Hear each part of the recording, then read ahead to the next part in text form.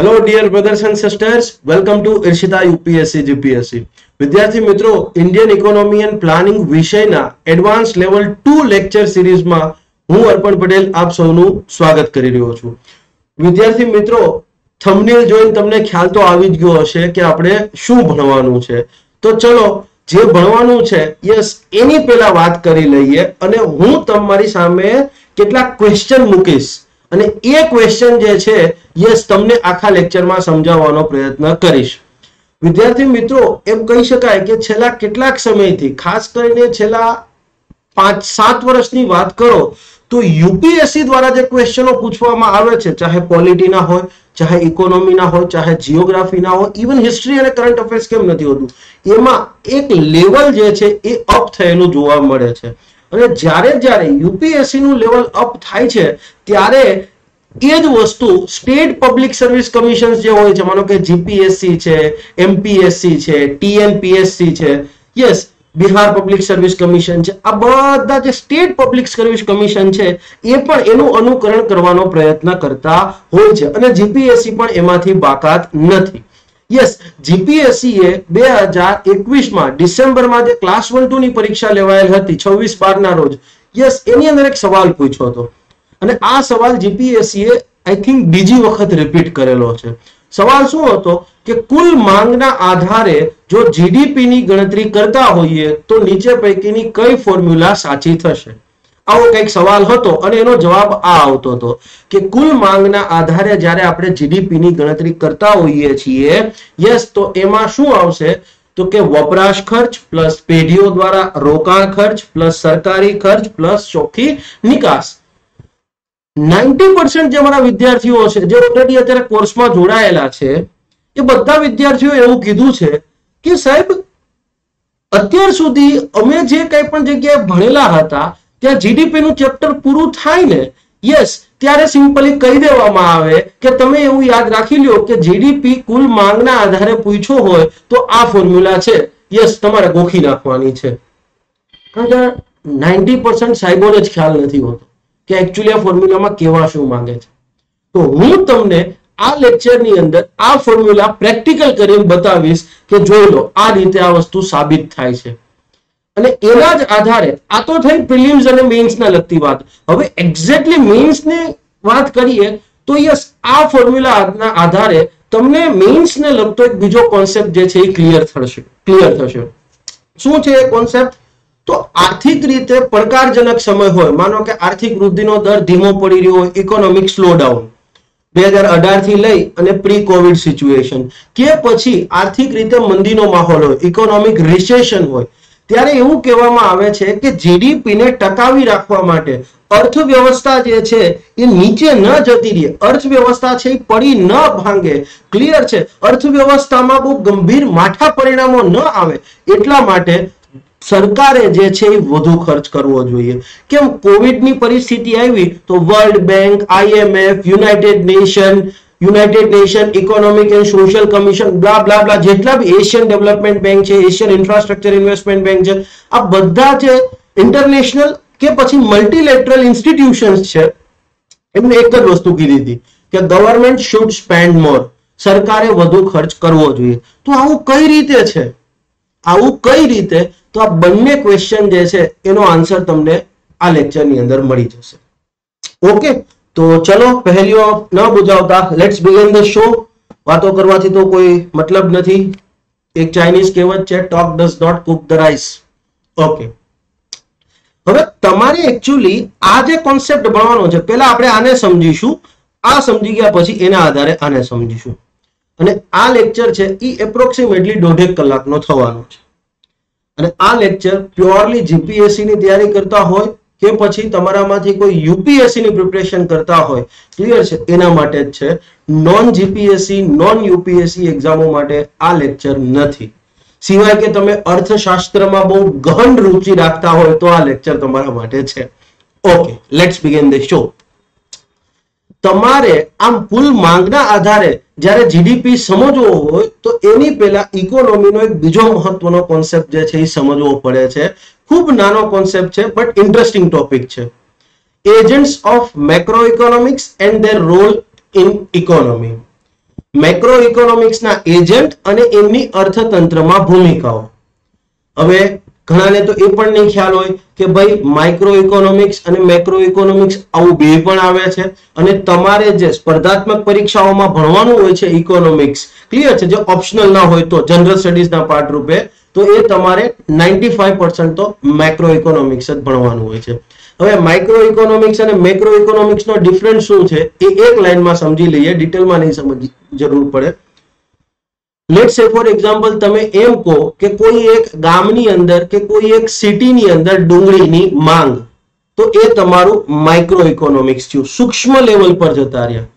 પણ તમે એમ કહો કે સમગ્ર અર્થતંત્રમાં ડુંગળીની માંગ, તો તમે એક મોટા લેવલ પર એક વ્યાપક પ્રમાણમાં વાત કરી રહ્યા છો. તમે કોઈ એક સિટી કે કોઈ ગામની વાત નથી કરી રહ્યા, તમે આખા દેશની, તમે આખા અર્થતંત્રની વાત કરી રહ્યા છો. તો એ થાય તમારું મેક્રો ઇકોનોમિક્સ. માઇક્રો એટલે સૂક્ષ્મ, નાના પાયા પર તમે વાત કરતા હોય. મેક્રો એટલે તમામનો સમાવેશ થઈ જતો હોય એવો, સર્વવ્યાપી, એમ કહી શકાય કે તમામને આવરી લેતું હોય એવું. ઓકે, ક્યાંય કોઈ પૂછવાનું નથી, આ જસ્ટ ખાલી તમારી એક સમજણ માટે.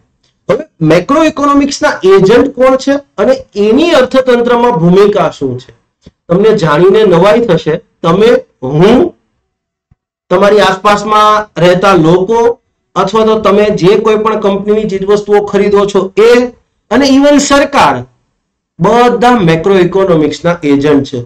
શું વાત કરો સાહેબ? સાહેબ ઈર્ષિતા યુપીએસસી જીપીએસસી પણ મેક્રો ઇકોનોમિક્સની એજન્ટ છે? યસ છે. ઓકે, તો ચલો સમજીએ મેક્રો ઇકોનોમિક્સના 3 એજન્ટો. પહેલું છે ઘરેલું એકમો, બીજું છે પેઢીઓ, અને ત્રીજું છે સરકાર. તો ચલો આપણે ઉલટેથી સમજવાનો પ્રયત્ન કરીશું, બહુ સરળ રીતે સમજાશે. સરકાર એટલે શું? તો કે તમારી પંચાયતથી લઈ, પંચાયત, મ્યુનિસિપલ કોર્પોરેશન્સ, મ્યુનિસિપાલિટી,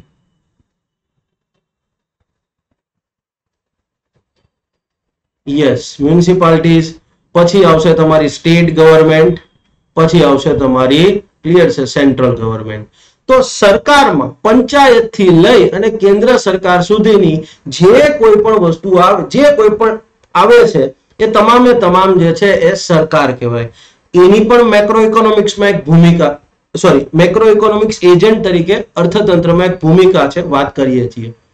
પંચાયતથી લઈ અને તમારા, ક્લિયર છે, કેન્દ્ર સરકાર સુધી બધા આવી ગયા. કલેક્ટર ઓફિસ આવી ગઈ, તાલુકા પંચાયત આવી ગઈ, તમારી જિલ્લા પંચાયત આવી ગઈ, પંચાયતમાં આમ તો બધું આવી જાય. અને યસ, ઓકે, નેક્સ્ટ વાત કરીએ પેઢીઓ. પેઢીઓમાં કોનો કોનો સમાવેશ થાય? તો કે પેઢીઓ જે છે એની અંદર તમામે તમામ કંપનીઓ, ચાહે સરકારી કંપની હોય, ખાનગી હોય કે વિદેશી હોય, સરકારી કંપની હોય, ખાનગી હોય કે વિદેશી કંપની હોય, તમારી ઇકોનોમીમાં કામ કરતી હોય એટલે બધી કંપનીઓ જે છે એ તમારી ઇકોનોમીમાં મેક્રો ઇકોનોમિક્સ એજન્ટ તરીકે કામ કરે. માનો કે આપણી ઈર્ષિતા યુપીએસસી જીપીએસસી છે, સે ફોર એક્ઝામ્પલ ભારત એકેડેમી છે, સે ફોર એક્ઝામ્પલ જીપીએસસી ઓનલાઈન છે, સે ફોર એક્ઝામ્પલ જ્ઞાન લાઈવ છે, આ બધી જે છે યસ એ કંપનીઓમાં આવે. અનએકેડેમી પણ આવશે, બાયજુસ પણ આવશે, રિલાયન્સ પણ આવશે, ટાટા પણ આવશે, પેટીએમ પણ આવશે, ફોન પે પણ આવશે. બધી જે છે કંપનીઓ જે છે, ફેસબુક છે, ગૂગલ છે, માઇક્રોસોફ્ટ છે, આ બધા પેઢીઓમાં આવશે. તો હવે ઘરેલું એકમોમાં કોણ આવશે? તો આ બધી જગ્યાએ જે કામ કરનારા છે ને, યસ, અહીંયા કાં તો સરકારમાં કાં તો કંપનીઓમાં કામ કરનારા છે, મતલબ હું અને તમે બધા લોકો ઘરેલું એકમોમાં આવીએ છીએ. હું અને તમે, યસ, હું, તમે, મોદી સાહેબ, મોટા ભાઈ, મુકેશ કાકા, ગૌતમ કાકા, આ બધા, ક્લિયર છે? યસ, શેમાં આવીશું? હાઉસ હોલ્ડની અંદર આવીશું. ક્લિયર છે? માનો કે તમે સિમ્પલી વાત કરો મુકેશ કાકા અને રિલાયન્સ, તો રિલાયન્સ જે છે એ પેઢીઓમાં આવશે. મુકેશ કાકા, નીતા કાકી, એમના દીકરા દીકરીઓ, એન્ટિલિયા, એ બધી વસ્તુઓ જે છે એ ઘરેલું એકમોમાં આવશે. આઈ થિંક હવે આનાથી વધારે સિમ્પ્લિફિકેશન હું કરી શકીશ નહીં. ક્લિયર છે? ઓકે, તો ચલો હવે આપણે જોઈએ છીએ કે ઘરેલું એકમોની ભૂમિકા શું છે. એઝ ઇકોનોમીમાં મેક્રો ઇકોનોમિક્સ એજન્ટ તરીકે, ક્લિયર છે, ઘરેલું એકમોની ભૂમિકા શું છે? ઇન શોર્ટ મારી અને તમારી ભૂમિકા શું છે? ક્લિયર છે? આપણે બધા વ્યક્તિગત, ક્લિયર છે, પરિવારો, આ બધા છે એ હાઉસ હોલ્ડ છે. તો ઘરેલું એકમોની અર્થતંત્રમાં મુખ્યત્વે 3 ભૂમિકા છે. મેક્રો ઇકોનોમિક્સના એજન્ટ તરીકે આપણી 3 ભૂમિકાઓ છે. જેમ આપણી સોશિયલ ભૂમિકા છે, આપણે દીકરો હોઈએ, દીકરી હોઈએ, હસબન્ડ હોઈએ, વાઇફ હોઈએ, યસ, આપણે કોઈના પેરેન્ટ્સ પણ હોઈએ, આપણે કોઈના પૌત્ર અથવા પૌત્રી પણ હોઈએ, આપણે કોઈના જમાઈ કે વહુ પણ હોઈએ. તો આપણી સોશિયલ ભૂમિકા છે. આપણી રાજકીય ભૂમિકા પણ છે કે લેટ સે ફોર એક્ઝામ્પલ આપણે ચૂંટણીમાં ભાગ લીધો હોય અને આપણે જનપ્રતિનિધિ થઈએ, સરપંચ હોઈએ, તાલુકા પંચાયત, જિલ્લા પંચાયતના સભ્યો હોય કે ઇવન પ્રાઇમ મિનિસ્ટર પણ હોઈએ. ક્લિયર છે? યસ. આપણી બીજી પણ એક ભૂમિકા છે કે આપણે મતદાતા છીએ, રાજકીય ભૂમિકાની વાત કરીએ તો એ જ રીતે આપણી મેક્રો ઇકોનોમિક્સ એજન્ટ તરીકે પણ ઇકોનોમીમાં કેટલીક ભૂમિકા હોય છે જે આપણે ડે ટુ ડે બેઝિસ ઉપર ભજવી રહ્યા છીએ. શું વાત કરો સાહેબ? હા, 3 ભૂમિકા છે. પહેલી ભૂમિકા છે ઉત્પાદનના સાધનો પૂરા પાડે છે. આ ઉત્પાદનના સાધનો એટલે શું એ તો તમને ખ્યાલ હશે જ કે ભાઈ જમીન, મૂડી, શ્રમ, નિયોજન જે છે, યસ, એને કહેવામાં આવે છે ઉત્પાદનના સાધનો. કોઈ પણ ચીજવસ્તુનું ઉત્પાદન કરવું હોય કે પછી તમારે સેવા ક્ષેત્રની કંપની શરૂ કરવી હોય, સેવાઓનો વિનિમય કરવો હોય તો શું જોઈએ? તો કે ભાઈ જ્યાં ઉત્પાદન કરવો, કોઈ પણ ચીજવસ્તુનું ઉત્પાદન કરવું હોય, ચાહે તમે નાના LED બલ્બ થી લઈ અને વિમાન સુધીનું કે જહાજો બનાવવો હોય, તમારે ઉત્પાદન કરવા માટે મેઇનલી 4 વસ્તુ જોઈએ: જમીન, લેન્ડ, મૂડી, કેપિટલ, શ્રમ, લેબર થી માંડી એન્જિનિયર થી માંડી પ્રોજેક્ટ મેનેજર, ત્યાંથી લઈ અને CEO, અને છેલ્લે તમે પોતે આ બધી વસ્તુઓ કરી રહ્યા છો તો ઓન્ટરપ્રિન્યોર, નિયોજક. તમે એક વસ્તુ વિચાર કરો, કોઈ પણ કંપની હોય એમાં કામ કરનારો જે સ્ટાફ હશે એ તો માણસ જ હશે ને. તમે એમ કહેશો કે સાહેબ કંપનીમાં રોબોટ કામ કરે છે, તો એ રોબોટને ચલાવવા માટે કોઈક તો માણસ હશે ને, એન્જિનિયર. યસ. તો આપણી ઇકોનોમીમાં એક ભૂમિકા શું છે કે આપણે શ્રમ જે છે એ કરીએ છીએ. યસ, કોઈને કોઈ, માનો કે લેટ સે ફોર એક્ઝામ્પલ હું ઈર્ષિતા UPSC GPSC માં નિયોજક છું, કારણ કે હું માલિક છું, મેં શરૂઆત કરી છે. જય સર જે છે, યસ, એ શું આવશે? તો એઝ અ ફેકલ્ટી તરીકે આવશે, તો એ શ્રમની કેટેગરીમાં આવશે. ક્લિયર છે? હવે ઈર્ષિતા UPSC GPSC જ્યારે કામ કરી રહી છે, યસ, તો આ લેક્ચર રેકોર્ડ થઈ રહ્યા છે, તો એના માટે ક્યાંક જમીન તો જોઈએ ને, કે હવામાં તો લેક્ચર રેકોર્ડ નહીં થાય. ક્લિયર છે? તો આ જમીને કોઈને કોઈ વ્યક્તિની તો હશે જ ને, કે જ્યાં હું આ કામ કરી રહ્યો છું. તો સિમ્પલી કેવું છે કે કોઈ પણ ચીજવસ્તુનું ઉત્પાદન કરવું હોય, જમીન, મૂડી, શ્રમ અને નિયોજન તો જોઈશે. ક્લિયર છે? તો જમીનનો અલ્ટિમેટલી કોક માલિક તો હશે જ ને. તમે લેટ સે ફોર એક્ઝામ્પલ સમજવા માટે હોટેલ ચાલુ કરો છો, તો હોટેલ ચાલુ કરવા માટે તમારે જમીન જોઈશે, ત્યાં ઇન્ફ્રાસ્ટ્રક્ચર જોઈશે. ઇન શોર્ટ, જમીન એટલે એક્ઝેક્ટ જમીન ઉપર નહીં, બિલ્ડિંગમાં પણ એટલીસ્ટ પ્રિમાઇસીસ તો જોઈશે. તો એનો કોઈક વ્યક્તિ માલિક હશે, તો કોઈક વ્યક્તિએ તમને આઈધર ભાડા પેટે અથવા તો ઇવન તમે ખરીદી લીધી, તો યસ, જમીન. મૂડી જે છે, યસ, એ પણ આપણે જ પૂરી પાડીએ છીએ. અર્થતંત્રમાં કોઈ પણ ઇન્ડસ્ટ્રી છે, માનો કે કોઈ પણ મોટી ફેક્ટરી નાખવાની થાય તો એના માટે કેપિટલ, મૂડી તો જોઈએ ને. તો એ પણ આપણે ઘરેલું એકમો જ પૂરી પાડીએ છીએ. કઈ રીતે? 10 મિનિટ પછી તમને ખ્યાલ આવશે. એ ફેક્ટરીમાં કામ કરવા માટે, એ હોટલની અંદર કામ કરવા માટે સ્ટાફ જોઈશે, રસોઈયા જોઈશે, વેઇટર તરીકે જોઈશે, ઓર્ડર લેવા વાળી વ્યક્તિ જોઈશે, પ્રોફેશનલી બધું ધ્યાન રાખવા વાળો મેનેજર જોઈશે. તો અલ્ટિમેટલી માણસ જ હશે ને. યસ. અને તમે પોતે હોટલ ખોલી રહ્યા છો, ફેક્ટરી બનાવી રહ્યા છો, તો તમે નિયોજકની કેટેગરીમાં આવશો, આ બધાનું મેનેજમેન્ટ કરશો, નિયોજન કરશો. યસ.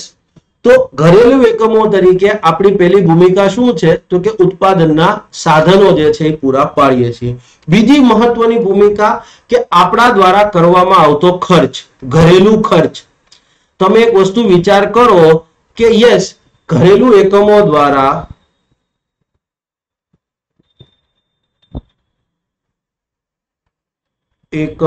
દ્વારા રોજિંદા જીવનમાં ચીજવસ્તુઓ અને સેવાઓની ખરીદી પર થતો ખર્ચ. હા, તમે એક વસ્તુ વિચાર કરો, આપણે સવારે ઉઠીએ છીએ ત્યારે ટૂથપેસ્ટ થી લઈ અને સાંજે સૂઈએ ત્યાં સુધી ઓલ આઉટ આપણે ઘણી બધી ચીજ વસ્તુઓ જે છે એનો ઉપયોગ કરીએ છીએ. તો આજે આપણે સવારે ટૂથબ્રશનો ઉપયોગ કરીએ છીએ કે રાત્રે ઓલ આઉટનો ઉપયોગ કરીએ છીએ ગુડ નાઇટ. ક્લિયર છે? તો કહેવાનો મિનિંગ એ છે એ વસ્તુની આપણે ખરીદી કરી. Yes, let's say for example ખાવા માટે અનાજ લઈએ છીએ. યસ, સેવાઓમાં માનો કે શિક્ષણ સેવા લઈએ છીએ. આપણા બાળકને ભણાવવાનું હોય તો એની ઉપર આપણે ખર્ચ નથી કરતા.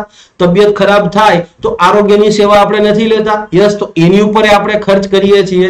યસ, માનો કે લેટ્સ સે ફોર એક્ઝામ્પલ તમે મનોરંજન માટે ઘરે ટીવી લીધું છે, ડિશ ટીવી લીધું છે, ટાટા સ્કાય લીધું છે, એરટેલ લીધું છે કે વોટેવર.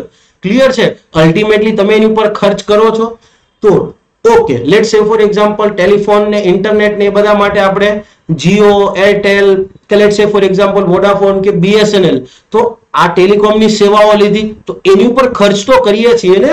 તો ડે ટુ ડે બેઝિસ પર આપણે જે કંઈ પણ ચીજવસ્તુઓનો ઉપયોગ કરીએ છીએ, જે કંઈ પણ સેવાઓનો ઉપયોગ કરીએ છીએ એની ઉપર કંઈક ને કંઈક ખર્ચ તો કર્યો હશે. હા, કર્યો હશે. તો યસ, આપણી ઇકોનોમીમાં આ એક બહુ મહત્વની ભૂમિકા થઈ ગઈ કે હા, આપણે ખર્ચ કર્યો છે. કેમ? તમે એક વસ્તુ વિચાર કરો, આપણે જો ખર્ચ ન કરીએ તો કંપનીનો માલ વેચાશે. આપણે માનો કે બધા ફોન વાપરવાનું બંધ જ કરી દઈએ, બધા ફોન ને ઇન્ટરનેટ વાપરવાનું બંધ કરી દીધું, સમજી લો એક ટાઈમે, તો જીઓ, એરટેલ, વોડાફોન, બીએસએનએલ આ બધાનું શું? આ બધામાં કામ કરનારા લોકોનું શું? આપણે માનો કે જીઓ પાસેથી ટેલિકોમની સેવા લઈએ છીએ તો યસ, એમાં જીઓમાં કામ કરનારા લોકોને પણ આવક મળે છે. તો આ આપણી એક મહત્વની ભૂમિકા થઈ. હા, તો એમ કહી શકાય કે રોજિંદા જીવનમાં જે કંઈ પણ ચીજવસ્તુઓ અને સેવાઓની ખરીદી કરીએ છીએ, એનો ઉપયોગ કરીએ છીએ, એની ઉપર આપણે ખર્ચ કરીએ છીએ. યસ, તો એને આપણે કહીશું વપરાશ ખર્ચ. વપરાશ ખર્ચ, કન્ઝપ્શન એક્સપેન્ડિચર. ક્લિયર છે? અથવા તો એને પ્રાઇવેટ કન્ઝપ્શન, ખાનગી વપરાશ એવું પણ કહેવામાં આવે છે. ખાનગી વપરાશ અથવા તો વપરાશ ખર્ચ. ક્લિયર છે? ઓકે, આ સિવાય બીજું આપણે શું કરીએ છીએ? લેટ્સ સે ફોર એક્ઝામ્પલ તમે કે હું કોઈ પણ જગ્યાએ કામ કરી રહ્યા હોઈએ, રાઈટ? તો ત્યાંથી આપણને પગાર મળતો હોય. હા, પગાર મળે. એ પગારમાંથી આપણે આપણા ઘરનું ગુજરાન ચલાવતા હોય, આપણો જે પણ ડે ટુ ડે બેઝિસ પર ખર્ચ છે એ નીકાળતા હોઈએ છીએ, રાઈટ? હા, નીકાળતા હોઈએ છીએ. તો એમાંથી જે બચત બચે છે, જે કંઈ પણ પૈસા બચે છે, માનો કે ₹1,00,000 પગાર છુઓ તમારો મહિને, અને લેટ્સ સે ફોર એક્ઝામ્પલ તમે 50,000 મહિને ખર્ચી નાખો છો, તો બાકીના 50,000 ક્યાં જાય છે? ₹1,00,000 પગાર છે. ક્લિયર છે? ₹50,000 કે એટલે 1000 માસિક ખર્ચ છે. તો હવે બાકીના ₹50,000 ક્યાં ગયા? ₹50,000 બચત થાય છે. તો ઇન્ડિયામાં મોટા ભાગની પબ્લિક હજી શેર બજાર ને એ બધું કરતી નથી, એટલે આ રૂપિયા તો મોટા ભાગના લોકોના કેસમાં શું હશે?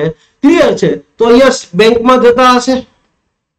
હા, બેંકમાં થાપણ સ્વરૂપે રાખતા હશે. ઇવન કદાચ કોઈ વ્યક્તિ શેર બજાર કે ગોલ્ડમાં ઇન્વેસ્ટ કરતો હોય તો 50 ઇન્વેસ્ટ નહીં જ કરી દેતો હોય, એ શું કરતો હશે? 20-30 હજાર ઇન્વેસ્ટ કરતો હશે, બાકીના રૂપિયા છે એ બેંકમાં રાખતો હશે. તો હવે બેંક શું કરે છે? બેંકનું કામ શું છે? થાપણો સ્વીકારી.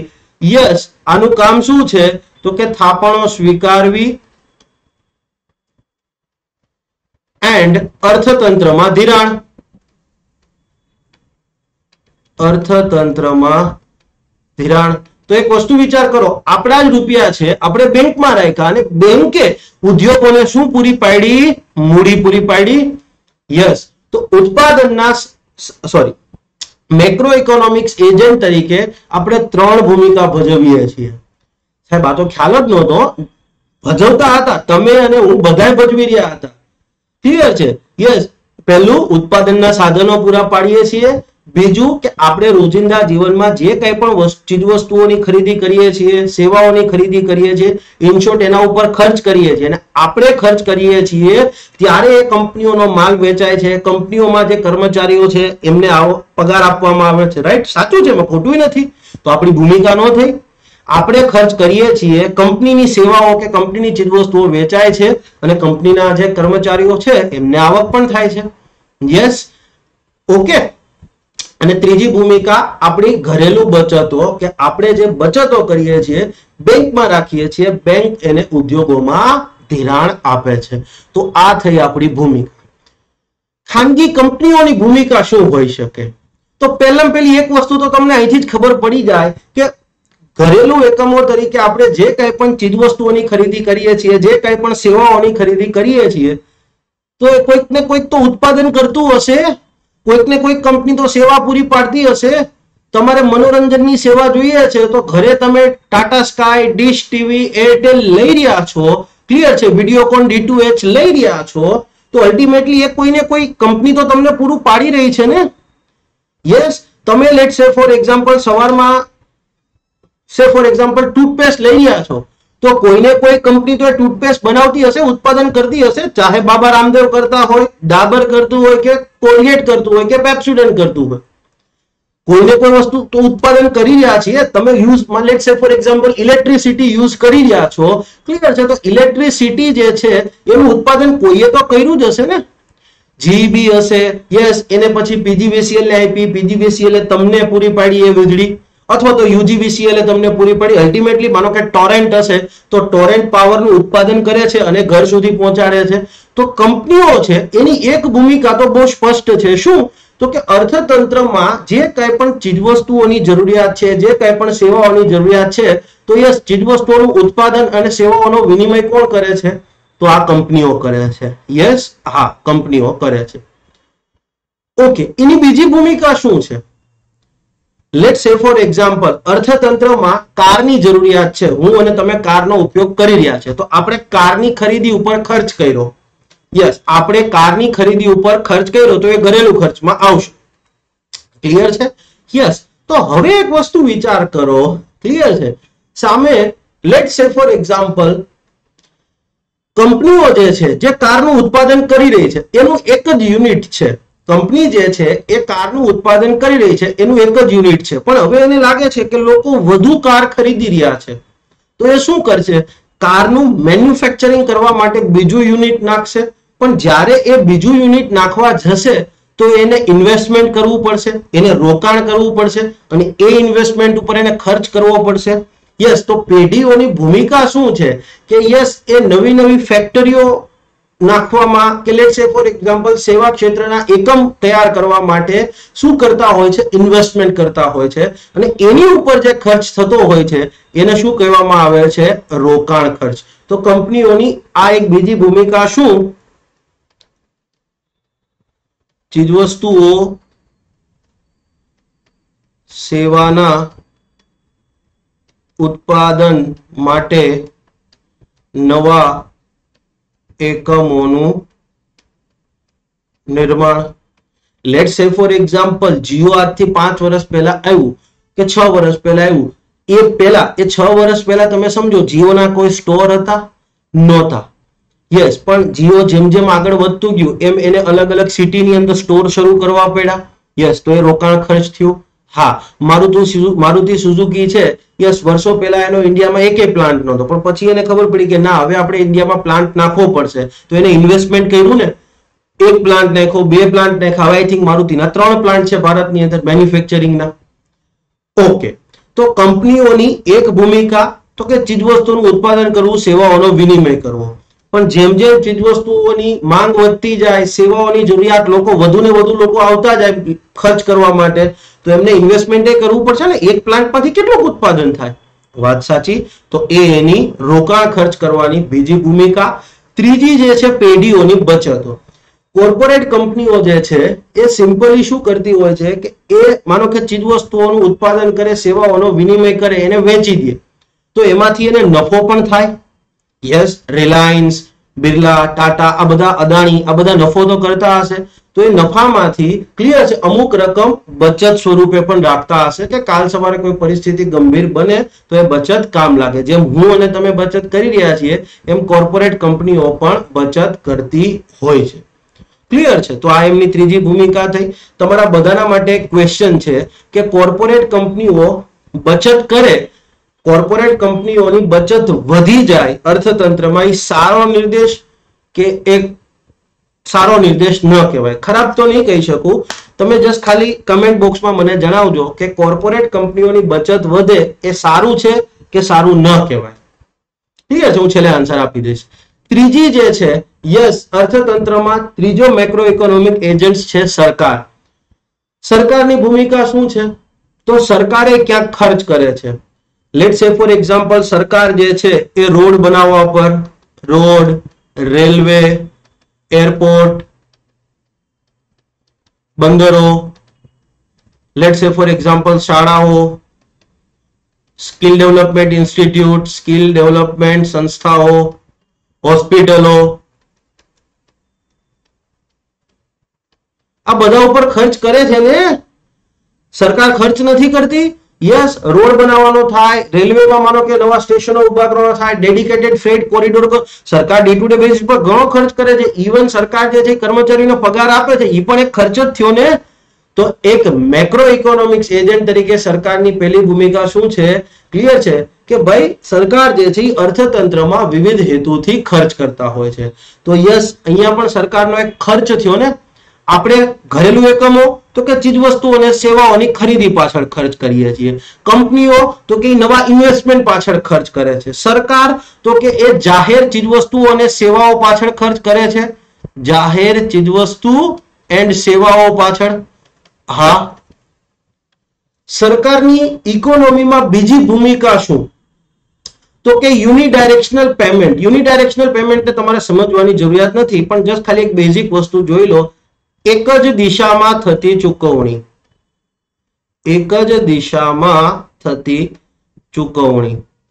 તો એના ઉદાહરણો છે ટેક્સ અને સબસિડીઝ. કે તમે એક વસ્તુ વિચાર કરો, ટેક્સ જે છે એ હંમેશા લોકો જ સરકારને ચૂકવે, કંપનીઓ જ સરકારને ચૂકવે. ટેક્સ ક્યારે એવું સાંભળ્યું સરકારે લોકોને ચૂકવો? ના. તો મેક્રો ઇકોનોમીમાં સરકારની બીજી પણ એક ભૂમિકા છે કે યુનિટ ડાયરેક્શનલ પેમેન્ટ જે છે એ સ્વીકારે છે અને પોતે પણ ચૂકવણી કરે છે. માનો કે સબસિડીઝ જે છે, યસ, ટેક્સ જે છે એ હંમેશા પીપલ ટુ ગવર્મેન્ટ અને સબસિડીઝ જે છે એ હંમેશા ગવર્મેન્ટ ટુ પીપલ. સરકાર જે છે એ લોકોને સબસિડી આપે. લેટ્સ સે ફોર એક્ઝામ્પલ, રાંધણ ગેસનો જે સિલિન્ડર છે, એલપીજી સિલિન્ડર છે, એની ઉપર સબસિડી મળે છે. ઉદ્યોગોમાં મૂડીરોકાણ માટે કેપિટલ સબસિડી મળે છે. તો આપણે ક્યારે એવું કીધું કે આપણે સરકારને સબસિડી આપી? ના. હંમેશા સરકાર જે છે એ લોકોને અને ઉદ્યોગોમાં બધે સબસિડી આપતી હોય છે. એ જ રીતે ટેક્સ જે છે એ હંમેશા એમ કહી શકાય કે કોણ ચૂકવતું હોય છે? લોકો સરકારને ચૂકવતા હોય છે. ઇકોનોમીમાં એમ કહી શકાય કે સરકારની ત્રીજી ભૂમિકા શું? ઇકોનોમીમાં સરકારની ત્રીજી ભૂમિકા શું છે? તો સરકાર પોતે પણ બચત કરતી હોય છે. યસ, ગવર્મેન્ટ જે છે, યસ, એમની પણ એક સેવિંગ્સ, એમની પણ એક બચત હોય છે. આ બે વસ્તુને આપણે બહુ ડિટેલમાં જવાની જરૂરિયાત નથી, કારણ કે ફિસ્કલ પોલિસીમાં પણ આપણે એક લેવલથી અપ જવાનું નથી. ક્લિયર છે? મેં ફિસ્કલ પોલિસીના લેક્ચરની અંદર તમને ટેક્સીસ અને સબસિડીઝ વિશે સ્પેશિયલ લેક્ચરો આપેલા છે, તમને ખ્યાલ હશે. તો અલ્ટિમેટલી આપણે જોઈ ગયા કે મેક્રો ઇકોનોમિક્સ એજન્ટ તરીકે ચાહે સરકાર હોય, ચાહે કંપની હોય કે ચાહે ઘરેલું એકમો છે, ત્રણેય કંઈક ને કંઈક ખર્ચ કરે છે. સરકાર જાહેર ચીજવસ્તુઓ અને સેવાઓ પાછળ ખર્ચ કરે છે, ગવર્મેન્ટ એક્સપેન્ડિચર. કંપનીઓ તો કે ઇન્વેસ્ટમેન્ટ ઉપર ખર્ચ કરે છે, ઇન્વેસ્ટમેન્ટ એક્સપેન્ડિચર. અને આપણે તો કે ડે ટુ ડે વપરાશમાં જે કંઈ પણ ચીજવસ્તુઓ લઈએ છીએ એની ઉપર ખર્ચ કરીએ છીએ, સેવાઓ પર ખર્ચ કરીએ છીએ, કન્ઝમ્પશન એક્સપેન્ડિચર. આ ત્રણે ત્રણ લોકો જે છે કંઈક ને કંઈક તો ખર્ચ કરતા જ હશે. હવે ઇકોનોમીમાં આ ત્રણ સિવાય ચોથા પણ એક મહત્વના વ્યક્તિઓ છે કે જેમની ભૂમિકા કંઈક સબસ્ટેન્શિયલ મહત્વની હોય છે, પણ એ મેક્રો ઇકોનોમિક એજન્ટ નથી. મેક્રો ઇકોનોમિકના એજન્ટ નથી, બટ યસ, એમ કહી શકાય કે એમની ભૂમિકા બહુ મહત્વની છે. આયાતકારો અને નિકાસકારો. આયાતકારો શું કરતા હોય કે તમારા દેશમાં, ક્લિયર, તમારી ઇકોનોમીમાં જરૂરી હોય એવી ચીજવસ્તુઓ અને સેવાઓ વિદેશથી આયાત કરતા હોય. માનો કે ક્રૂડ ઓઇલ છે ભારતમાં નથી એટલું બધું, ક્લિયર છે. આપણે આ 100 લીટર ક્રૂડ ઓઇલની જરૂરિયાત હોય તો 85% 85 લીટર બહારથી આવે છે. યસ, તો એમ કહી શકાય કે આયાતકારો શું કરે છે તો કે અર્થતંત્રમાં જે કોઈ પણ ચીજવસ્તુ કે સેવાની જરૂરિયાત હોય એને આયાત કરે છે. તો નિકાસકારોની ભૂમિકા શું છે કે તમારા અર્થતંત્રમાંથી ચીજવસ્તુ અને સેવાઓની નિકાસ કરે છે. માનો કે આપણે ક્રૂડ ઓઇલ આયાત કરીએ છીએ પણ આપણે પેટ્રોલ અને ડીઝલને રિફાઇન્ડ કરી અને નિકાસ કરીએ છીએ. આપણે જેમ્સ એન્ડ જ્વેલરીની પણ નિકાસ કરીએ છીએ. આપણે સોફ્ટવેરની સેવાઓની પણ નિકાસ કરીએ છીએ. અલ્ટિમેટલી આયાતકારો અને નિકાસકારોની વાત કરીએ, ક્લિયર છે, એ કાં તો કોઈ વ્યક્તિ હશે ને કાં તો કોઈ કંપની હશે. ક્લિયર છે. બટ અહીંયા એની સેપરેટ એક વસ્તુ નોંધ લેવી જરૂરી છે, કારણ કે આપણે જે કોન્સેપ્ટ સમજવાનો છે ત્યાં આ વસ્તુ આવશે. તો અલ્ટિમેટલી તમે જોઈ ગયા છો કે મેક્રો ઇકોનોમિક્સના 3 એજન્ટ છે અને ત્રણે ત્રણની ઇકોનોમીમાં કંઈક ભૂમિકા છે. તો હવે આપણે એક સ્ટેપ આગળ જઈએ છીએ. આપણે અલ્ટિમેટલી શું સમજવાનું છે કે જીડીપી, માંગના આધારે જીડીપીમાં આપણે કેમ એવું કહીએ છીએ કે વપરાશ ખર્ચ, રોકાણ ખર્ચ, સરકારી ખર્ચ અને ચોખ્ખી નિકાસ. તો હવે એ વસ્તુને સ્ટાર્ટ કરીએ છીએ. જીડીપી એટલે શું તો કે ભાઈ તમારા નાણાકીય વર્ષની અંદર કે પછી ત્રિમાસિક ગાળો કે અર્ધવાર્ષિક ગાળો, આપેલ સમયગાળામાં 3 મહિના, 6 મહિના કે વર્ષ, આનાથી વધારે તો હોય નહીં. ક્લિયર છે. આપેલ સમયગાળામાં 3 મહિના, 6 મહિના કે 12 મહિના, આપેલ સમયગાળામાં દેશના ભૌગોલિક સીમા ક્ષેત્રમાં ઉત્પાદન થતી તમામ અંતિમ ચીજવસ્તુઓ અને વિનિમય થતી સેવાઓનું નાણાકીય મૂલ્ય એટલે જીડીપી. માનો કે ભારતનો જીડીપી ની વાત કરીએ તો માનો કે વર્ષ આખું લઈ લઈએ છીએ, તો આખા વર્ષ દરમિયાન ભારતનું ભૌગોલિક સીમા ક્ષેત્ર 3287,263 ની અંદર ઉત્પાદન થતી હોય એવી તમામ અંતિમ ચીજવસ્તુઓ અને વિનિમય થતી સેવાઓનું જો નાણાકીય મૂલ્ય લઈ લઈએ એટલે સિમ્પલી આપણને મળે. ક્લિયર છે. ભારતનો જીડીપી. આટલી એક વસ્તુ ક્લિયર થઈ ગઈ. હવે જે કોન્સેપ્ટ સમજવાનો છે એના માટે હું એક આદર્શ અર્થવ્યવસ્થા લઉં છું. એક આદર્શ અર્થવ્યવસ્થા, એક આદર્શ દેશ, આઈડિયલ કન્ટ્રી સમજવા માટે પ્રેક્ટિકલી આદર્શ અર્થવ્યવસ્થા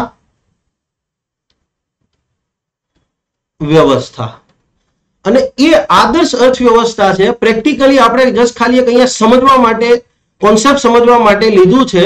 તો આપણે એવું લઈ લઈએ કે આ અર્થવ્યવસ્થામાં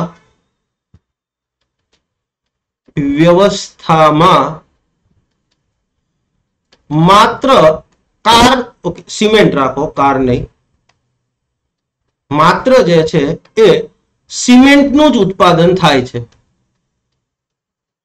માત્ર સિમેન્ટનું જ ઉત્પાદન થાય છે. ખાલી સિમેન્ટ? હા ભાઈ, આદર્શ અર્થવ્યવસ્થા છે, સમજી લો ને. ઓકે, સિમેન્ટનું ગુજરાતી શું થાય? કોઈને ખ્યાલ હોય તો કમેન્ટ બોક્સમાં લખજો, નકર હું છેલ્લે તમને જવાબ આપી દઈશ. હવે ધારો કે 100 થેલી સિમેન્ટનું ઉત્પાદન થાય છે, 100 બેગ સિમેન્ટનું ઉત્પાદન થાય છે અને પ્રતિ બેગ કિંમત જે છે, પ્રતિ બેગ કિંમત જે છે એ ધારો કે ₹100 છે. આદર્શ અર્થવ્યવસ્થા છે. 100 થેલી સિમેન્ટનું ઉત્પાદન થાય છે, એક થેલીની કિંમત ₹100 છે. આપણે કીધું હતું જીડીપી એટલે શું કે દેશના ભૌગોલિક સીમા ક્ષેત્રમાં ઉત્પાદન થતી તમામ અંતિમ ચીજવસ્તુઓ અને વિનિમય થતી સેવાઓનું નાણાકીય મૂલ્ય. અહીંયા શેનું ઉત્પાદન થાય છે? માત્ર ને માત્ર સિમેન્ટનું જ ઉત્પાદન થાય છે. 100 થેલી સિમેન્ટનું જ ઉત્પાદન થયું છે, એક થેલીની કિંમત ₹100 છે. તો આ આદર્શ અર્થવ્યવસ્થાનો જીડીપી કેટલો થાય? આદર્શ અર્થવ્યવસ્થાનો જીડીપી, યાદ રાખજો, જીડીપી એક નાણાકીય મૂલ્ય આવે હો. જીડીપી ચીજવસ્તુની સંખ્યા ન કહેવાય. તો આ આદર્શ અર્થવ્યવસ્થાનો જીડીપી કેટલો થાય? તો કે સિમ્પલી 100 થેલી સિમેન્ટ અને પ્રતિ થેલી કિંમત કેટલી છે? તો કે ₹100 પ્રતિ બેગ. 100 સિમેન્ટની બેગ છે તો ₹10,000 જીડીપી થાય. હા, બે વસ્તુ યાદ રાખજો. એક કે જીડીપી કેટલો આવ્યો છે? તો કે ભાઈ જીડીપી આવ્યો છે ₹10,000 અને યસ, કેટલી સિમેન્ટની બેગનું ઉત્પાદન થાય છે? 100 બેગ સિમેન્ટનું ઉત્પાદન થાય છે. ઓકે, આ બે વસ્તુ યાદ રાખજો. હવે એક વસ્તુ વિચાર કરો, આ આદર્શ અર્થવ્યવસ્થામાં સિમેન્ટની જરૂરિયાત કોને કોને હોય? આ આદર્શ અર્થવ્યવસ્થામાં સિમેન્ટની ખરીદી કોણ કરે? કોણ કોણ કરશે? કે ભાઈ જેને ઇન શોર્ટ જરૂરિયાત કોને કોને હશે? તો કે ભાઈ જેને જરૂરિયાત હોય એ ખરીદી કરે. કોને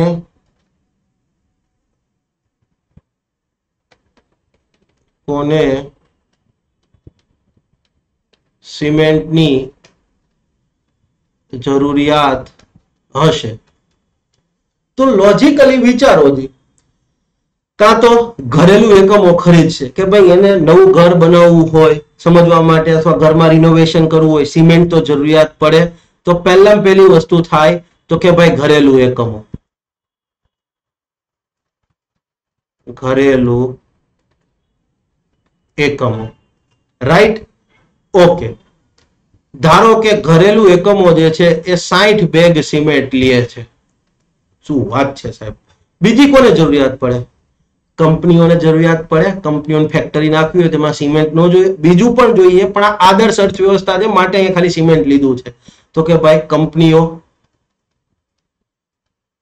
કંપનીઓ એમને ધારો કે સમજવા માટે ઓકે 30 બેગ સિમેન્ટની જરૂરિયાત પડશે. 30 બેગ લઈ લે છે. હવે ત્રીજી જરૂરિયાત કોને પડે? તો કે ભાઈ સરકારની જરૂરિયાત પડે ને, સરકારને રોડ, એરપોર્ટ ને બધું બનાવવું, એમાં સિમેન્ટની જરૂરિયાત નહીં પડે? હા, તો કે સરકાર. ધારો કે સરકાર જે છે એ 20 બેગ સિમેન્ટની ખરીદી કરે છે. ઓકે, અને તમને ખબર છે કે ત્રીજું જે છે એ તમારા દેશમાં નિકાસકારો હશે ને? નિકાસકારો હશે કે જે તમારા દેશમાંથી સિમેન્ટ ખરીદી અને બીજા દેશમાં એક્સપોર્ટ કરતા હોય. હા, વાત તો સાચી. તો એ ધારો કે 10 બેગ જે છે, ઓકે 10 બેગ જે છે યસ એ સિમેન્ટ ખરીદે છે. તો ટોટલ કરો, કેટલી બેગ આવી? તો કે ભાઈ ટોટલ તમારી સામે આવે છે 120 બેગ. હે સાહેબ, ઉત્પાદન તો 100 થેલી સિમેન્ટનું થયું છે. ઉત્પાદન જે છે એ આદર્શ અર્થવ્યવસ્થામાં 100 થેલી સિમેન્ટનું થયું છે. તો 120 બેગ આવી ક્યાંથી? તમે કીધું કે સાહેબ અર્થવ્યવસ્થામાં ઉત્પાદન જે છે એ 100 થેલી સિમેન્ટનું થયું છે, પણ આપણે જોયું કે એ જ આદર્શ અર્થવ્યવસ્થામાં ટોટલ 120 બેગ સિમેન્ટ ગયો છે. તો આ બાકીનો 20 બેગ સિમેન્ટ આવ્યો ક્યાંથી? ક્વેશ્ચન એ પણ થાય ને? Yes, okay.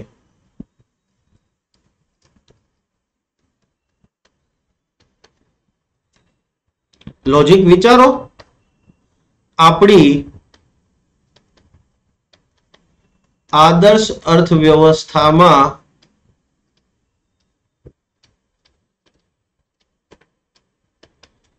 100 બેગ સિમેન્ટનું ઉત્પાદન થયું હતું, પરંતુ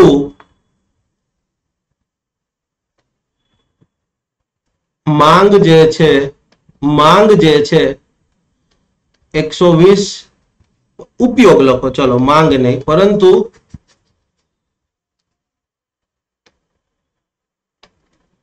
ઉપયોગ જે છે, ઉપયોગ 120 બેગનો થયો છે. તો આ વધારાની 20 બેગ જે છે આવી ક્યાંથી?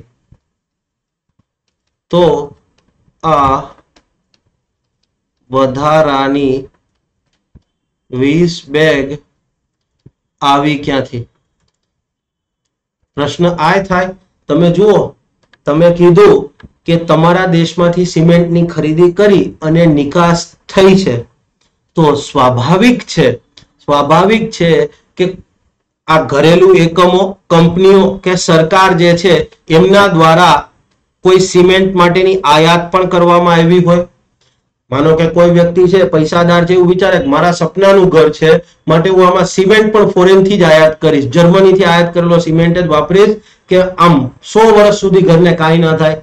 અથવા તો ઉદ્યોગોમાં માનો કે કેટલીક હાઈ ગ્રેડ નો સિમેન્ટ જરૂરિયાત પડતો હોય કે જે ભારતમાં ન પણ બનતો હોય.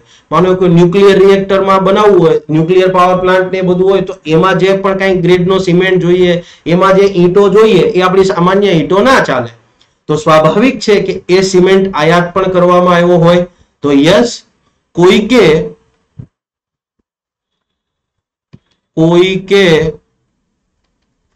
આયાત કરેલ હશે.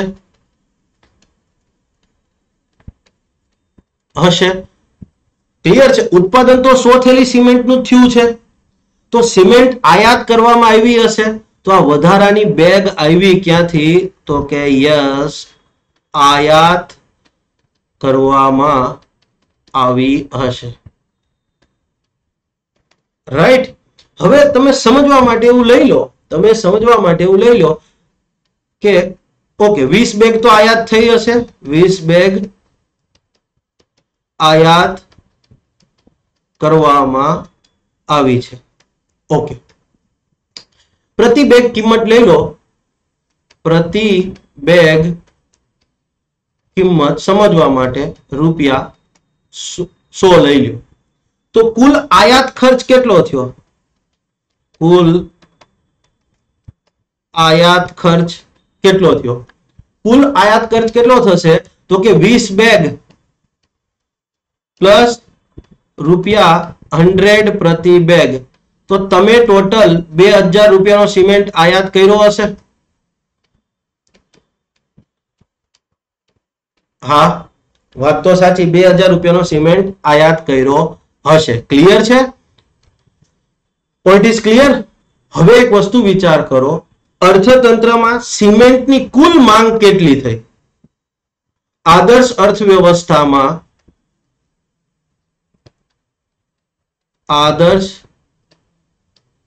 અર્થવ્યવસ્થામાં સિમેન્ટની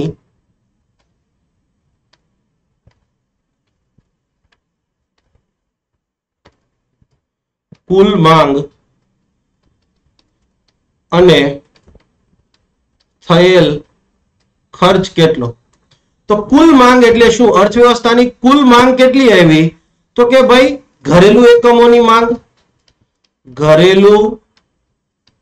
એકમોની માંગ, યસ, પ્લસ પેઢીઓની માંગ, પ્લસ સરકાર દ્વારા માંગ, અને પ્લસ શું આવશે? નિકાસ માટે માંગ. ઓકે, ઘરેલુ એકમોની માંગ કેટલી હતી? તો કે ભાઈ સમજવા માટે 60 બેગની માંગ હતી, 60 બેગ. ક્લિયર છે? પેઢીઓની માંગ કેટલી હતી? તો કે 30 બેગ. ક્લિયર છે? સરકારની માંગ કેટલી હતી? તો કે ભાઈ તમારી 20 બેગ. અને નિકાસકારોએ કેટલી? 10 બેગની માંગ કરી હતી. ટોટલ 120 બેગ આવી ગઈ. Okay, point is clear? હવે તમે જુઓ, આ કુલ માંગમાંથી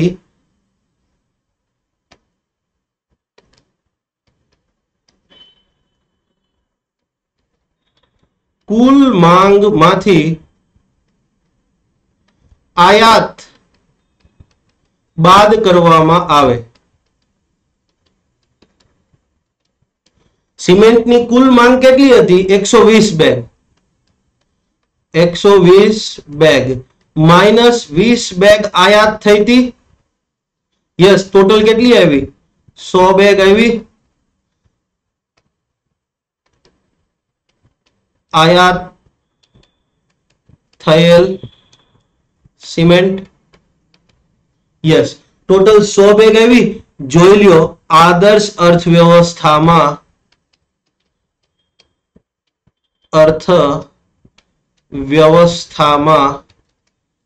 થયેલ સિમેન્ટનું ઉત્પાદન છે. જોઈ લો, કુલ અર્થવ્યવસ્થામાં જે સિમેન્ટનું ઉત્પાદન થયું હતું કુલ માંગ હતી એમાંથી શું કરી દીધું તમે? આયાત બાદ કરી દીધી. હવે તમને કોન્સેપ્ટ થોડા ઘણા ક્લિયર થતા હશે. હવે સિમેન્ટ પર થયેલો ખર્ચ ગણીએ.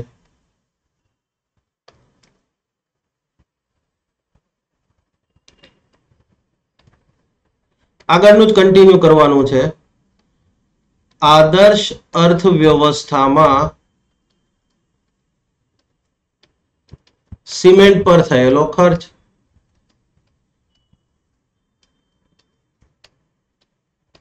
સિમેન્ટ ઉપર જે ખર્ચ થયો છે એ તમારે જોવાનો છે. તો ચલો જોઈએ સિમેન્ટ પર થયેલો ખર્ચ. તો કે કુલ ખર્ચ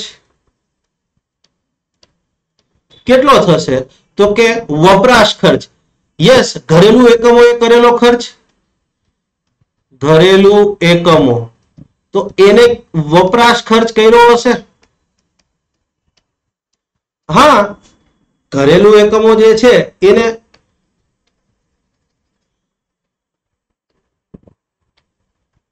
દ્વારા સિમેન્ટ પર ખર્ચ પ્લસ પેઢીઓ દ્વારા સિમેન્ટ પર ખર્ચ. સરકારે પણ સિમેન્ટની ખરીદી કરી હશે તો સરકાર દ્વારા સિમેન્ટ પર ખર્ચ અને નિકાસકારોએ સિમેન્ટની નિકાસ કરવી હતી તો એને ઘરેથી પેલા ખરીદેલી તો હશે જ ને. ઘરમાંથી ઇકોનોમીમાંથી 10 બેગ સિમેન્ટ ખરીદેલો હતો અને એને પછી નિકાસ કર્યો છે ને. તો નિકાસકારો દ્વારા સિમેન્ટ પર ખર્ચ. તમે એક વસ્તુ વિચાર કરો, સિમેન્ટની પ્રતિ બેગ થેલી કિંમત કેટલી હતી? સિમેન્ટ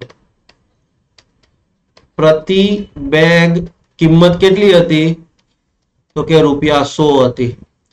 તો ઘરેલું એકમોએ કેટલો સિમેન્ટ લીધેલો હતો? 60 બેગ લીધી હતી. 60 ગુણ્યા 100 કરો. પ્લસ પેઢીઓએ કેટલો ખર્ચ કર્યો હતો? તો કે એને 30 બેગની ખરીદી કરી હતી તો 30 ગુણ્યા 100. સરકારે કેટલો ખર્ચ કર્યો હતો? તો કે 20 બેગ જેટલી સિમેન્ટ સરકારે માંગ કરી હતી તો 20 બેગ ઉપર ખર્ચ કર્યો હશે. 20 ગુણ્યા 100. નિકાસકારોએ તો કે 10 બેગની ખરીદી કરીને પછી નિકાસ કરી તો પેલા 10 બેગની ખરીદી તો કરી હશે ને, તો એની ઉપર એને કઈ ખર્ચ કર્યો હશે. તો 6000 પ્લસ 3000 પ્લસ 2000 પ્લસ 1000 કેટલા થયા?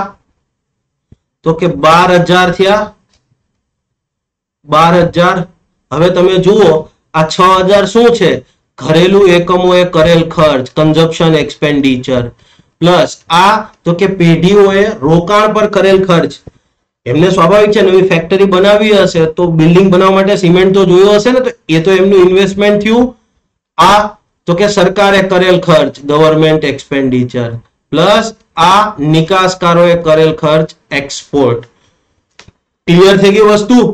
હવે તમે એક વસ્તુ વિચાર કરો, કુલ ખર્ચમાંથી તમે સમજો નિકાસકારોએ જે કંઈ પણ સિમેન્ટની ખરીદી ઉપર ખર્ચ કર્યો છે એ તમે પ્લસ કર્યો તો તમે આયાત કરેલ છે એ તો બાદ કરવાનું થાય ને. નિકાસકારોએ પ્લસ કર્યું છે.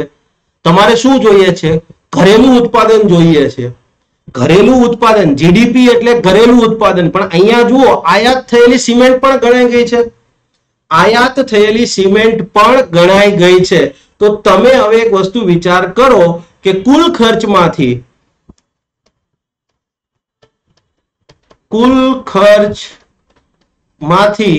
આયાત ખર્ચ બાદ કરવામાં આવે.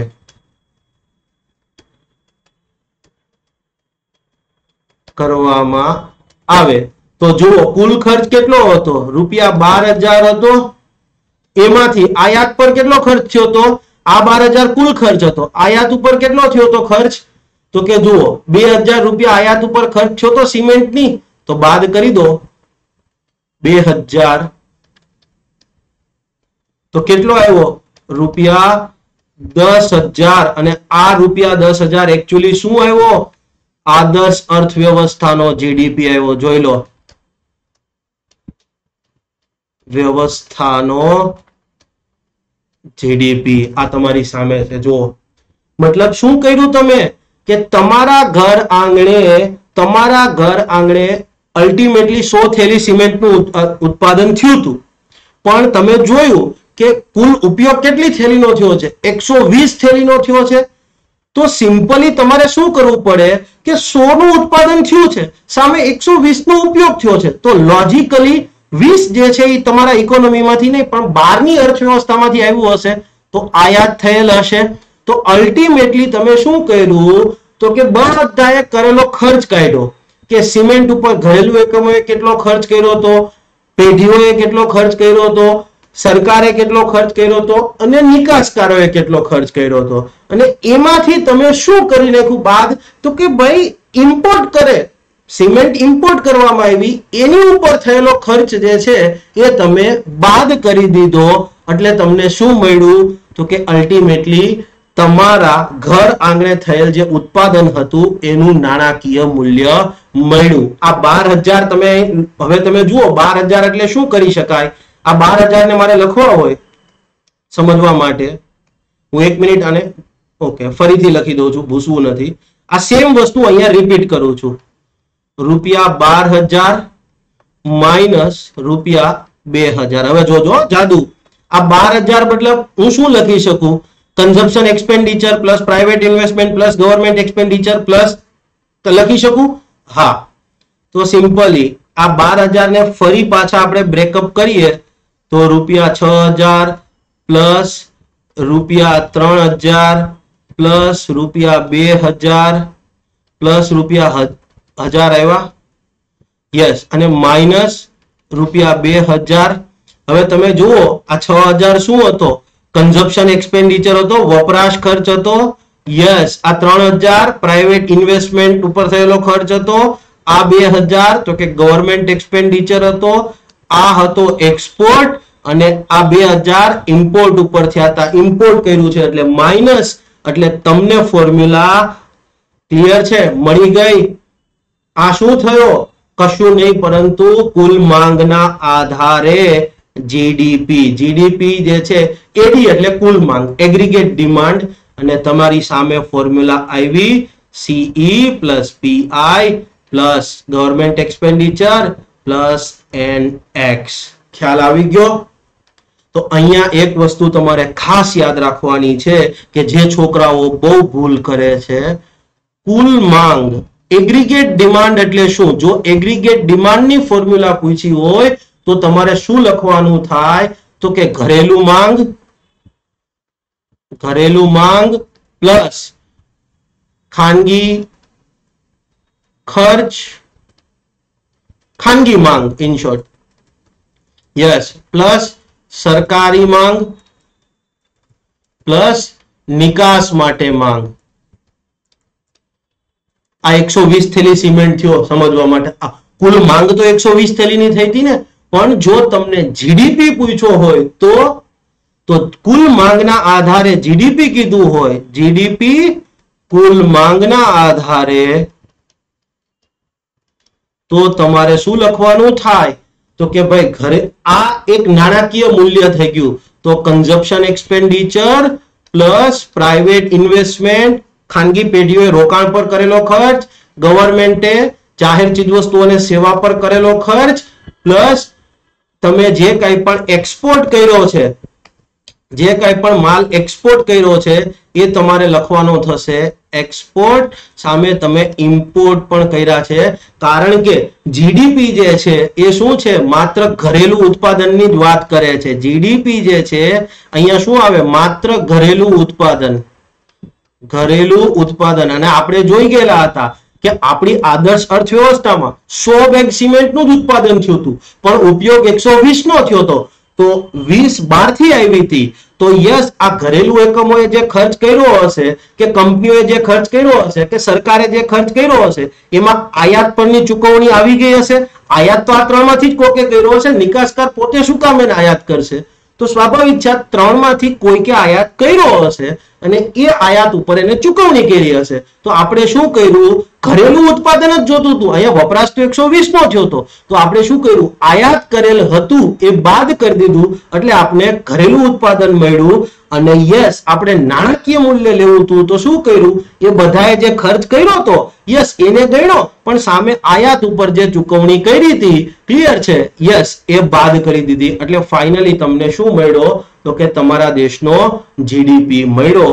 અને yes, consumption expenditure plus private investment plus government expenditure plus NX. NX એટલે નેટ એક્સપોર્ટ. ક્લિયર છે ને? આને જ કહેવામાં આવે છે ખર્ચ પદ્ધતિથી જીડીપી ની ગણતરી, જે આ વખતના જીપીએસસી ના બીજા કોઈ ક્વેશ્ચનમાં સ્ટેટમેન્ટ આપેલું હતું. કુલ માંગના આધારે ગણતરી કરવામાં આવેલો જીડીપી જે છે એને ખર્ચ પદ્ધતિથી થયેલો જીડીપી કહેવામાં આવે છે.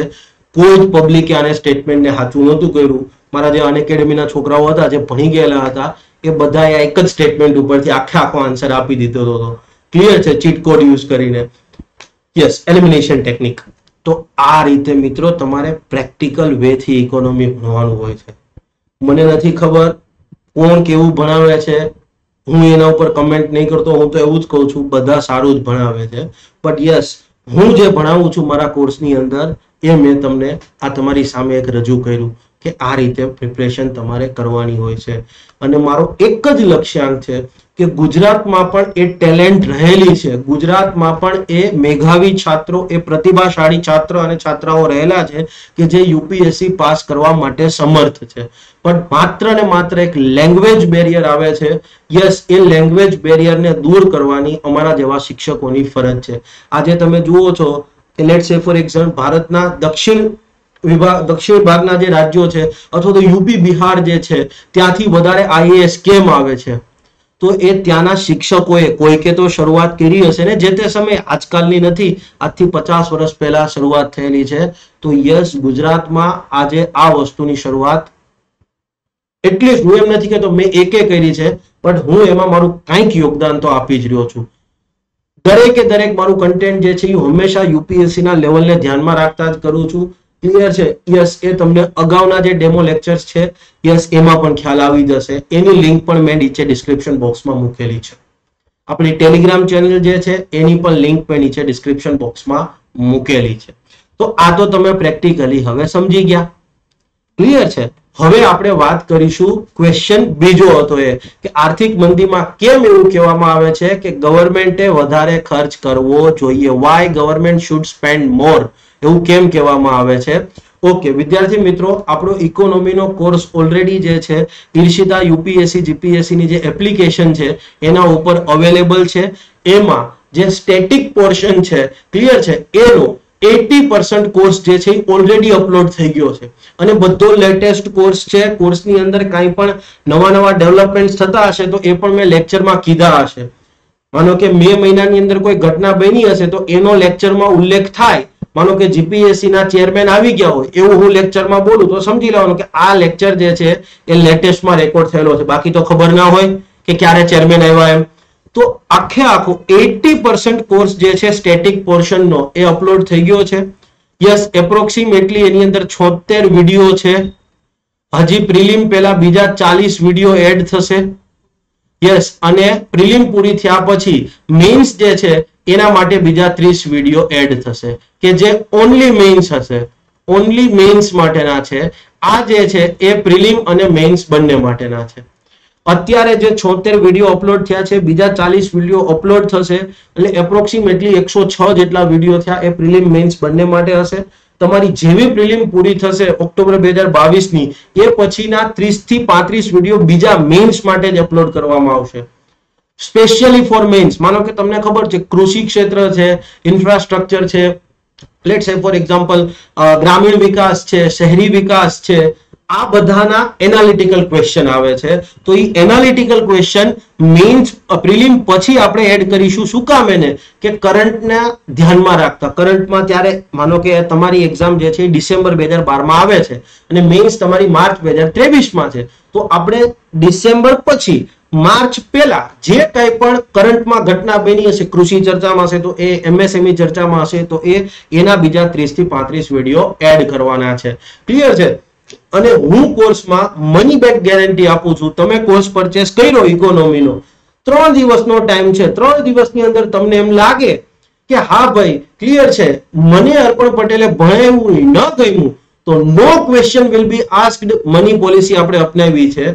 તમે 1 વર્ષનો કોર્સ પરચેસ કર્યો છે, પૈસા ભરી દીધા છે, તમને કોઈ જ પ્રશ્ન પૂછવામાં નહીં આવે કે ભાઈ કેમ નથી ગમતો. એ માર્કેટિંગમાં આપણે બિલીવ નથી કરતા. આપણે સિમ્પલી શું કરીએ છીએ, no question will be asked. Okay ભાઈ તમારો ખાતા નંબર બોલો જેમાંથી તમે પેમેન્ટ કર્યું છે, ત્યાં પેમેન્ટ રિટર્ન.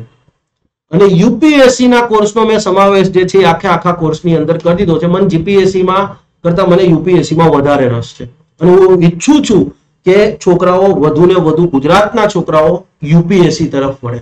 કારણ કે ટેલેન્ટ છે, ટેલેન્ટ વેસ્ટ ન જવી જોઈએ અને એ વેસ્ટ ન જાય એ જોવાનું કામ શિક્ષકોનું છે.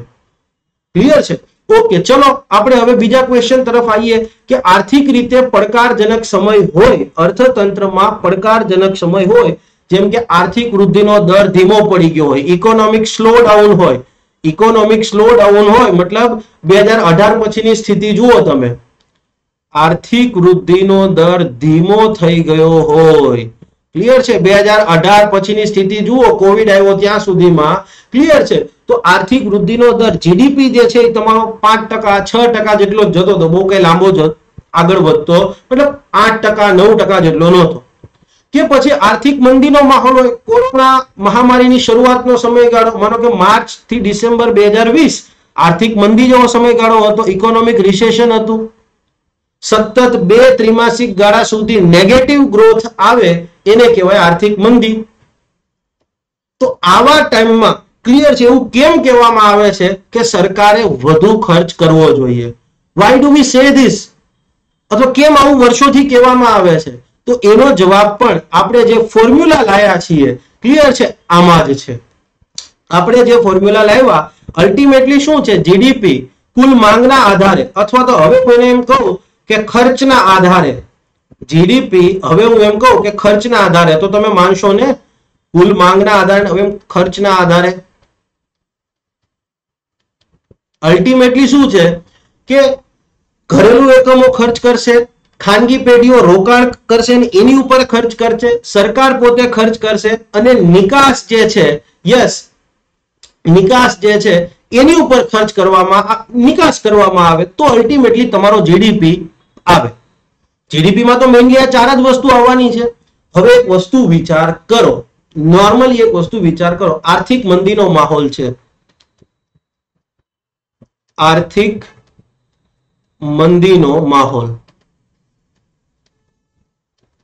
ફોર એક્ઝામ્પલ, ઉદાહરણ તરીકે તમે લઈ શકો છો કોરોના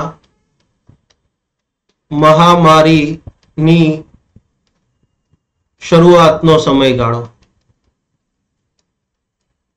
હવે તમે એક વસ્તુ વિચાર કરો, આર્થિક રીતે મંદી હોય, ક્લિયર છે, લોકોની આવક ઘટી રહી હોય. હવે તમારી પોતાની આવક ઘટી રહી હોય ત્યારે તમે કોઈ વસ્તુ ઉપર નવી વસ્તુઓ ખરીદી કરો. લેટ્સ સે ફોર એક્ઝામ્પલ, તમે આવક ઘટી રહી હોય ત્યારે નવો મોબાઈલ, નવું ટીવી, ફ્રીજ, એસી, વોશિંગ મશીન, સોનું, મોબાઈલ, કપડા, આ બધી વસ્તુઓ પર ખર્ચ કરો.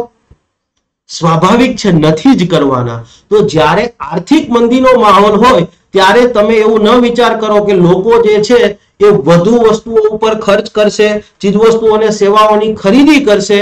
ક્લિયર છે? અને માટે ઇકોનોમીમાં માલ વેચાશે, એવું તો ન કહી શકો. યસ, મંદીના માહોલમાં તમે એક્સપેક્ટ ન કરો કે લોકો ખર્ચ કરશે. લોકો ખર્ચ કરે, લેટ્સ સે ફોર એક્ઝામ્પલ, લોકો ટીવી, ફ્રીજ, વોશિંગ મશીન આ બધી ઉપર ચીજવસ્તુઓની ખરીદી કરશે, ખર્ચ કરશે, તો અલ્ટિમેટલી શું થયું? ચીજવસ્તુઓનું ઉત્પાદન વધારવું પડશે. વધારે લોકો, માનો કે 1,00,000 લોકો ટીવી ખરીદે તો ટીવીનું ઉત્પાદન વધારવું પડશે. પણ 1,00,000માંથી માનો કે 50,000 ટીવી ખરીદે તો હવે પેલા 1,00,000 ટીવી જતા હોય તો હવે માનો કે મંદી આવી, લોકો નથી જ ખરીદવાના, તો હવે 50,000 ટીવી જ વેચાતા હશે, તો ટીવીનું ઉત્પાદન ઘટી જશે ને. પણ હવે માનો કે 1,00,000 ટીવી વેચાતા હોય એના બદલે 1.5 ટીવીની માંગ આવે તો કંપનીઓ ઉત્પાદન વધારશે, ઇન્વેસ્ટમેન્ટ કરશે, રોકાણ કરશે કે હા ભાઈ નવા ટીવી બનાવવા માટેનું યુનિટ નાખીએ. તો જ્યારે આર્થિક મંદીનો માહોલ હોય ત્યારે તમે લોકો આગળથી એવી આશા ન રાખી શકો કે લોકો જે છે વિવિધ ચીજવસ્તુઓ અને સેવાઓ ઉપર ખર્ચ કરશે, કારણ કે લોકોની આવક ઘટી ગઈ છે. આવક ઘટી હોય ત્યારે લોકો બચત પર ધ્યાન દે કે ભાઈ ના થોડી બચત કરો, કાલ સવારે પરિસ્થિતિ વધારે ગંભીર થાય તો કામ લાગે. કોરોના વખતે સેમ આ વસ્તુ થઈ.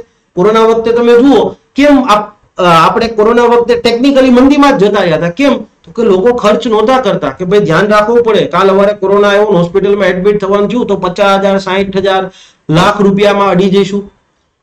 જ્યારે લોકો ખર્ચ નથી કરી રહ્યા, લોકો ટીવી, ફ્રીજ, એસી, વોશિંગ મશીન, કપડા, મોબાઈલ ખરીદી નથી રહ્યા, ત્યારે કંપનીઓ નવું ઇન્વેસ્ટમેન્ટ કરે. તમે જુઓ આર્થિક મંદીનો માહોલ હોય ત્યારે કંપનીઓ શું કહે છે કે અમારા 5 પ્લાન્ટ હતા એમાંથી અમે 2 પ્લાન્ટ બંધ કરીએ છીએ. કેમ? તો કે આ ઓટોમોબાઈલ કંપનીઓ ખાસ કરતી હશે. અશોક લેલેન્ડ છે, ટાટા છે, એ શું કરે છે કે પોતાના 4 પ્લાન્ટ હોય એમાંથી એકાદો પ્લાન્ટ જે છે એ હંગામી ધોરણે બંધ કરી દે. કારણ કે પેલા ધારો કે 100 ટ્રક વેચાતા હોય, હવે મંદીનો માહોલ છે 70 ટ્રક જ વેચાય છે. અથવા તો પેલા ધારો કે 1 લાખ કાર જતી હોય વર્ષે, હવે એ માનો કે 70,000 કાર જ જાય છે. તો કંપનીઓ શું કરશે? નવા ઇન્વેસ્ટમેન્ટ તો નથી કરતા મંદીના માહોલમાં, પણ ઇવન પોતાનો જે પ્લાન્ટ હોય યસ એમાંથી અમુક ઉત્પાદન ઓછું કરી દે. તો એવા ટાઈમમાં, મંદીના ટાઈમમાં તમે એવું ન વિચારી શકો કે કંપનીઓ નવા ઇન્વેસ્ટમેન્ટ, કંપનીઓ ક્યારે ઇન્વેસ્ટમેન્ટ કરે? આજે નવા ક્લાસીસ ક્યારે ખુલ્યા કે સામે માંગ હતી, છોકરાઓ આવી રહ્યા છે, ક્લિયર છે, છોકરાઓ સ્પર્ધાત્મક પરીક્ષાની તૈયારી કરી રહ્યા છે, ત્યારે એમ કહી શકાય કે નવી કંપનીઓ જે છે એ આવી રહી છે માર્કેટમાં. સમજણ પડી? પણ છોકરાઓ તૈયારી ન કરતા હોય તો આજે માનો કે જીપીએસસી ની પરીક્ષામાં કઈ હતું નહીં, મેમ્બરોની નિમણૂક નહોતી, કશું નહોતું, ક્લિયર છે, તો છોકરાઓ કોર્સિસ લેવાના છે? નથી જ લેવાના. છોકરાઓ કોર્સિસ નહીં લે તો જે કઈ પણ શિક્ષણ સંસ્થાઓ છે એ નવા કોર્સિસ આપશે? નહીં આપે. પણ જેવી પરીક્ષા આવે છે એટલે તમે કોર્સ ખરીદવાનું સ્ટાર્ટ કરો છો. બધી કંપનીઓ નવા કોર્સિસ લાવે છે, ફેકલ્ટીઓને બોલાવે છે, ફેકલ્ટીઓને પૈસા આપે છે. કંપનીઓ માટે તો ઇન્વેસ્ટમેન્ટ જ થયું ને. તો યસ, મંદીના માહોલમાં આ કંપનીઓ નવા રોકાણો કરે એ શક્ય નથી.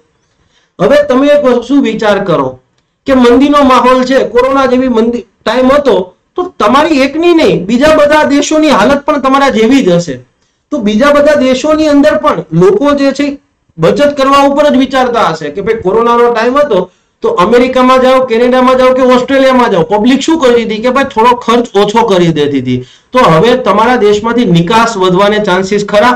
બહુ ઓછા.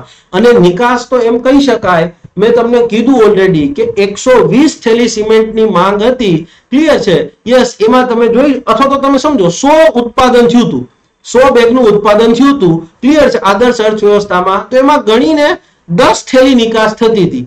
તો નિકાસ કોઈ લાંબો ફરક પડશે નહીં જીડીપી ને અપલિફ્ટ કરવામાં. તો હવે છેલ્લે એક ઓપ્શન શું રહ્યો તો કે ગવર્મેન્ટ જે છે એ ખર્ચ કરે, ગવર્મેન્ટ ખર્ચ કરે, એ જ તમારો એક વિકલ્પ રહ્યો. અને ધારો કે ગવર્મેન્ટ ખર્ચ કરે છે, સમજવા માટે સરકાર જે છે એ ખર્ચ કરે છે શેની ઉપર? તો સમજવા માટે રોડ બનાવે, રોડ, રેલવે, એરપોર્ટ, બંદરો, આંતરિક જળમાર્ગ,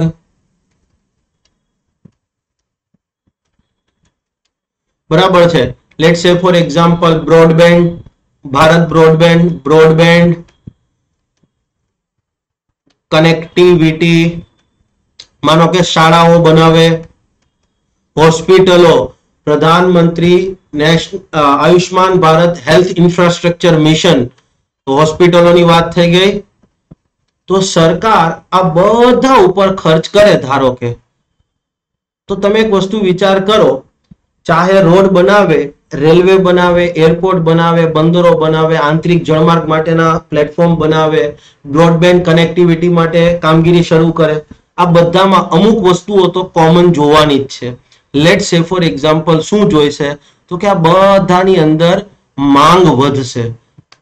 આ બધી વસ્તુ સરકાર ખર્ચ કરે છે તો માંગ તો વધવાની ને. સરકાર માનો કે રોડ બનાવશે તો સિમેન્ટની માંગ નહીં વધે? યસ, કુલ માંગ વધારશે, માંગમાં વધારો કરશે, ક્લિયર છે. માનો કે સિમેન્ટ, પછી સ્ટીલ નહીં વપરાય, હા, પછી તમે વિચાર કરો, રોડ, રેલવે હોય કે એરપોર્ટ હોય કે ઇવન બંદરો હોય, ત્યાં મશીનરીઓ નથી હોતી, જનરેટર થી માંડીને દરેક વસ્તુઓ, તો મશીનરી હશે, મશીનો હશે, ત્યાં ઇલેક્ટ્રોનિક ઉપકરણો નથી હોતા, ઇલેક્ટ્રોનિક ઉપકરણો. પછી એક વસ્તુ વિચાર કરો, બ્રોડબેન્ડ કેબલ નાખવાનો છે તો બ્રોડબેન્ડમાં ઓપ્ટિકલ ફાઈબર કેબલ નથી જોતો, ઓપ્ટિકલ ફાઈબર કેબલ જોઈશે. શાળાઓ બનાવવાની છે તો એમાં ઇલેક્ટ્રોનિક્સ આઇટમો નાખવાની થશે. હોસ્પિટલોમાં લાઇટ પંખા ને તો બધું જોશે ને, સિમેન્ટ સ્ટીલ ને બધું એમનેમ તો નહીં થાય. કલર કામ માટે કલર જોશે, કલર. ક્લિયર છે? લેટ્સ સે ફોર એક્ઝામ્પલ આ બધામાં ઇલેક્ટ્રિસિટી નહીં જોઈએ, આ બધાની માંગ વધી. હવે તમે એક વસ્તુ વિચાર કરો, સિમેન્ટની માંગ વધી તો અલ્ટિમેટલી પેલા શું થતું હતું, લોકો ખર્ચ નહોતા કરતા સિમેન્ટ ઉપર, કારણ કે મંદીના માહોલમાં ઘર વેચાય, ફ્લેટ વેચાય, બિલ્ડરો ફ્લેટ વેચી શકે, નોટ વેચી શકે, તો સિમેન્ટ કંપનીનો સિમેન્ટ વેચાય ક્યાં? પણ હવે જ્યારે સરકારે રોડ, રેલવે ના બધા ઉપર ખર્ચ ચાલુ કર્યો છે તો સિમેન્ટની કંપનીઓ માટે પ્રોત્સાહન મળશે. હા, સ્ટીલ બનાવ, સ્ટીલની માંગ આવી. સ્ટીલ અલ્ટિમેટલી ક્યાં વપરાય? તો કે લેટ્સ સે ફોર એક્ઝામ્પલ બાંધકામમાં ને એમાં સૌથી વધારે સ્ટીલ વપરાતું હોય. પણ હવે ખાનગી તો રોકાણ થતા નથી, કંપનીઓ ફેક્ટરી બનાવતી નથી, અથવા વપરાશ જે છે ઘરેલું વપરાશ થતો નથી. પણ જ્યારે સરકારે રેલવે, એરપોર્ટ ને આ બધાના નિર્માણ ઉપર ખર્ચ કરવાનું સ્ટાર્ટ કર્યું છે તો સ્ટીલની કંપની જે છે, યસ, એના માટે પ્રોત્સાહન મળશે. Steel company, steel company, cement company. હવે સ્ટીલની કંપનીમાં માંગ આવી તો સ્ટીલની કંપની શું જોશે? સ્ટીલ માટે તમારે શું જોશે? આયરન જોશે. આયરન પ્લસ કાર્બન નાખો તો હવે તમે એક વસ્તુ વિચાર કરો, સ્ટીલની કંપનીઓને માંગ વધશે એટલે એને ઉત્પાદન શરૂ કરવું પડશે. સ્ટીલની કંપનીઓ ઉત્પાદન શરૂ કરે તો એ શું કહેશે? ખાણ ખનીજની કંપનીઓને કહેશે કે ચલો ભાઈ ખાણ ખનીજ ચાલુ કરો ભાઈ, હવે આપણે આયરન ઓરની જરૂરિયાત પડશે, કાચી લોખંડ જોશે. કાર્બનની કંપની હશે એને એમ કહેશે કે ચલો ભાઈ કાર્બન સપ્લાય કરો અમને, અમારે સ્ટીલ બનાવીને સરકારને આપવાનું છે. સિમેન્ટની કંપની શું કહેશે? તો કે સિમેન્ટનું રો મટીરિયલ જ્યાંથી લેતી હશે એ કંપનીઓને કહેશે. યસ, મશીનરી માનો કે જોશે, રેલવે સ્ટેશન ને બધા ઉપર તમે જુઓ તો જનરેટર, માનો કે એરપોર્ટ જાઓ છો તો એ સેન્ટ્રલી એર કન્ડિશન હોય છે, તો એમાં સેન્ટ્રલી એર કન્ડિશન, એસી માટે તો મોટા મોટા એસી ની જરૂરિયાત પડશે. તો એસી બનાવનારી કંપનીઓ શું કહે છે? નાની નાની કંપનીઓ કહેશે કે લાવો ભાઈ કમ્પ્રેસર. સમજણ પડી? ઇલેક્ટ્રોનિક ઉપકરણો બનાવતી કંપની હશે તો એને પણ બેનિફિટ થશે. યસ, કલર કામ કર. અને આ બધામાં બે વસ્તુ તો બહુ કોમન રહેવાની છે આ બધાની અંદર, કે જે તો જરૂરિયાત પડવાની જ છે. તમે એક વસ્તુ વિચાર કરો, આ બધામાં પરિવહન તો થશે જ ને.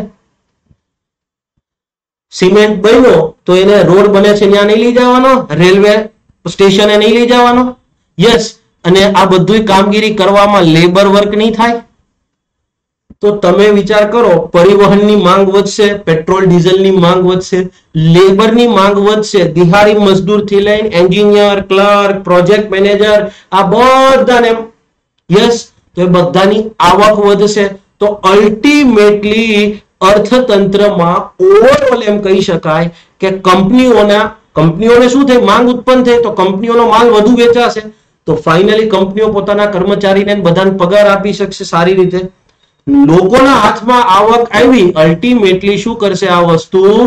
લોકોની આવકમાં વધારો કરશે.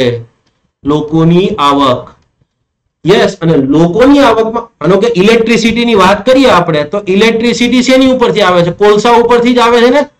તો કોલસાની જે માઇનિંગ કરે છે, કોલસાની ખાણ છે, સમજ પડી ગઈ? માંગ સરકારે એકારે બધા ક્ષેત્રની માંગ, અહીંયા લોકોની આવક વધી, એટલે હવે લોકો શું સ્ટાર્ટ કરશે? ચલો ભાઈ હવે આવક વધી ગઈ, થોડુંક ટીવી લઈ લઈએ, ફ્રીજ લઈ લઈએ, ફરવા જતા રહીએ મનાલી, શિમલા. અને હવે તમને ગેરંટી સાથે કહું છું કે કોવિડની પરિસ્થિતિ હતી, સરકારે ખર્ચ કર્યો અને પછી તમે જુઓ આ બધી વસ્તુઓની માંગ વધી અને ફાઇનલી ઇકોનોમીમાં ઓવરઓલ કંપનીઓના ઇન્વેસ્ટમેન્ટ પણ વધ્યા. યસ, ભારત 2021-22 નું જે વર્ષ હતું એમાં લગભગ $89 બિલિયન નું તો ફોરેન ઇન્વેસ્ટમેન્ટ આવ્યું. કેમ? માંગ વધી, કંપનીઓએ રોકાણ ખર્ચ વધાર્યો, કંપનીઓમાં અલગ અલગ કંપનીઓમાં માંગ વધી. તમે જુઓ કોરોના પછી કારનું સેલિંગ વધ્યું, મોબાઈલનું સેલિંગ વધ્યું, લોકો ફરવા જવા વાળાની સંખ્યા વધી, ઇન શોર્ટ આ વપરાશ ખર્ચ વધ્યો અને લોકોએ માનો કે ચીજ વસ્તુઓની ખરીદી કરી, સેવાઓની ખરીદી કરી, તો એ જ વસ્તુ તમને જીએસટી કલેક્શનમાં જોવા મળી કે ઇતિહાસમાં ક્યારેય ન થયા હોય એવી રેવન્યુ જીએસટી માં આવે છે, 1.5 લાખ કરોડ પર મંથ. તો હવે તમને ખબર પડી ગઈ કે કેમ આવું કહેવામાં આવે છે. This is the practical approach of learning economy, applied economics. તમે જે ઇકોનોમી જે છે ને એક સાયન્સ છે. તમે જુઓ નોબેલ પ્રાઇઝ આપવામાં આવે છે ને ઇકોનોમિક્સ નથી કહેવામાં આવતું, ઇકોનોમિક સાયન્સ એવું કહેવામાં આવે છે. આ એક પ્રકારનું એક સાયન્સ જ છે. અલ્ટિમેટલી તમારે આસપાસની વસ્તુઓ છે એને પ્રોપર રીતે સમજવાની છે અને જો આ સમજી ગયા તો આ સબ્જેક્ટ સમજવો ખૂબ ઈઝી છે. હવે તમને મેઇન્સમાં કઈ સવાલ આવ્યો હોય કે ભાઈ કોવિડ મહામારી પછી ભારત એક સશક્ત ભારત તરીકે ઉભરી આવ્યું છે અને એમાં એક પેરેગ્રાફ ખાલી આટલો લખ્યો હોય કે સરકારે વિવિધ યોજનાઓ, તમે જુઓ સરકારે ખર્ચ વધાર્યો, પીએલઆઈ યોજના, યસ, આત્મનિર્ભર ભારત, પ્રધાનમંત્રી ગતિ શક્તિ, health infrastructure mission, PM e વિદ્યા કાર્યક્રમ, સમજણ પડી? Optical fibre Bharat broadband project, એમાં સુધારા ફેરફાર કરવામાં આવ્યા, નવા નિયમો બનાવવામાં આવ્યા, ટેલિકોમ અને ડ્રોન ક્ષેત્ર માટે સેટેલાઇટ ક્ષેત્રમાં વાત કરવામાં આવી. આ એમને ન થતું. સમજણ પડી? તો આ છે તમારે ઇકોનોમીને લર્ન કરવાનો. જો તમે આ વેથી ભણશો ને તો ઇકોનોમી ખૂબ એટલે ખૂબ ઈઝી સબ્જેક્ટ છે. તમારા પોલિટી, ઇતિહાસ, આર્ટ એન્ડ કલ્ચર આ બધા કરતા તો આ વિષય ખૂબ ઈઝી છે. બટ અલ્ટિમેટલી તમે શું વિચારીને બેઠા છો એના આ વસ્તુ, અને આમાં ઘણી વખત સાહેબોની પણ ભૂમિકા હોય છે. મેઇન્સની પરીક્ષા જે લોકોને છે એ લોકો માટે ઓલરેડી ઈર્ષિતા યુપીએસસી જીપીએસસી ની એપ્લિકેશન ઉપર પબ્લિક એડમિનિસ્ટ્રેશનનો કોર્સ આવી ગયો છે. 1 વર્ષની એની વેલિડિટી છે. ક્લિયર છે? યસ, 1250 રૂપિયા આપણે, આમ એની પ્રાઇસ 1500 રૂપિયા છે. 31 મે 2022 સુધી એની કોસ્ટ જે છે એ 1250 રૂપિયા રહેવાની છે. અને આ course GPSC 1, 2, PI, RFO, STI, DYSO, deputy Mamlatdar આ બધી મેઇન્સ પરીક્ષાઓ માટે ઉપયોગી છે. અને આખો કોર્સ જે છે એ ક્લાસ 1-2 ના બેઝિસ ઉપર બનાવ્યો છે. ક્લાસ 1-2 નો સિલેબસ છે એના ઉપર બનાવ્યો છે. એટલે obviously PI, RFO, STI, DYSO, deputy Mamlatdar આ બધાનો કોર્સ તો કવર થઈ જ જાય. અને દરેકે દરેક વસ્તુની મેં પ્રેક્ટિકલ એપ્રોચથી સમજૂતી આપી છે. આખા કોર્સની અંદર એક જગ્યાએ પણ તમને થિયરી જોવા મળે એટલે કોર્સના ડબલ પૈસા તમને આપવામાં આવશે. અને આ ઉપરાંત કોર્સની અંદર આખો કોર્સ અપલોડ થઈ ગયો છે. આખા કોર્સનું બેઝિક બધી વસ્તુ અપલોડ થઈ ગઈ છે. એડવાન્સ લેવલના લેક્ચર જે છે એ જૂન મહિનાના અંતમાં શરૂ થવાના છે. કે જે કોન્સેપ્ટ ભણ્યા છીએ અને જીપીએસસી ક્વેશ્ચન પૂછે, જીપીએસસી માનો કે એનાલિટિકલ ક્વેશ્ચન પૂછે છે, તો આપણે ભણેલા કોન્સેપ્ટને કઈ રીતે એ એનાલિટિકલ ક્વેશ્ચનની અંદર લાગુ કરવો, યસ, એ વસ્તુ હું તમને જૂન મહિનાના અંતમાં સમજાવવાનો છું કે જેથી તમે એને, તો અત્યારે તમારે માનો કે ન ખરીદેલો હોય તો એ ખરીદી કરી લો કે જેથી જૂન મહિનાના લેક્ચર્સનો તમને લાઈવ લેક્ચર્સ હશે એ લાઈવ લેક્ચર્સનો તમને લાભ મળે. રેકોર્ડેડ પણ તમે જોઈ શકશો. ક્લિયર છે? અને ઉપર જતા એમ કહી શકાય કે અહીંયા પણ no money back question, no question asked money back policy છે. તમે કોર્સ લીધો 24 કલાકનો અહીંયા તમને ટાઈમ છે, કોર્સ નાનો છે એટલા માટે 24 કલાકની અંદર લાગે કે આ માણસને ભણાવતા જ નથી આવડતું અથવા તો અર્પણ પટેલ સાહેબની જે ભણાવવાની રીત છે મને અનુકૂળ નથી, પૈસા તમને રિફંડ મળી જશે. ક્લિયર છે? કોઈ જ એટલે કોઈ જ ક્વેશ્ચન નહીં. ક્લિયર છે? કોઈ જ બે બિનજરૂરી તથ્યો નથી મૂક્યા. અને બીજી વસ્તુ, આ જે મેં ભણાવ્યું છે એ જીપીએસસી 1-2 ના સિલેબસને આધારિત છે.